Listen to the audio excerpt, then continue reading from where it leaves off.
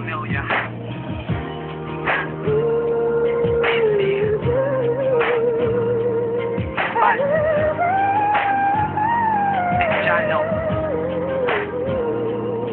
Ngayon ko lang na-realize kaya ko ito ginawa. Maraming beses lang sinaluha ko ang iyong mata. Pero bakit ganun hanggang ngayon? Pati noon ikaw pa rin ang iniisip kahit na wala ka na. Ako'y di nagpahalaga dito sa ating tambalan. Ikaw ay iniwanan, mas pinili ang tambayan. Patawad sa iyo dahil ikaw ay nabigo. Umalis sa tabi ko kasi hindi ka nadamayan. Paalam, yun ang salitang iniwanan mo habang ika'y umiiyak. Ikaw ay tinawanan ko, nagkasala sa iyo. Binabaliwala ka lang, ngunit ang di ko alam, puso ko tinamaan mo. Parang tinapakan mo ang buong pagkatao ko. Nadama ko ang sakit dahil sa pagkalaho mo. Kamalasan talaga, kasalanan ko na nga ang hindi ko matanggap sa pag-ibig na talo mo ako.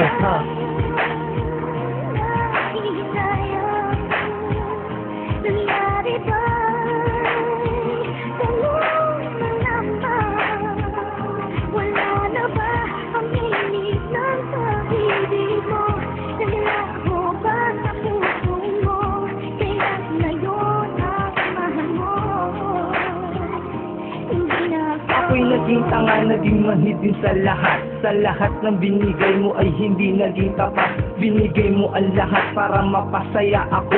Di ko yun napapansin kasi busy sa tropa ko. Dobleng effort ginawa mo para mapasaya ako. Di ko na naramdaman kasi naging manhid ako. Ngayon ko lamang natanto na mahal pala kita. Hindi ko kaya mag-isa pag wala ka aking sinta. Nababaliw ako sa kakaisip sa iyo kung ano ang gagawin ng isang katulad ko para ibalik ang dating may masasayang ngiti. Ayoko nang maloko pa at magpaluha pang muli. Sana mapatawad mo sa aking mga kasalanan ginawa sa iyo, kaya ngayon nanghihinayang. Tulad ko sa tulad mo, kaya ito na sulat ko. Awit na nirecord ko, tanging daan para sa'yo.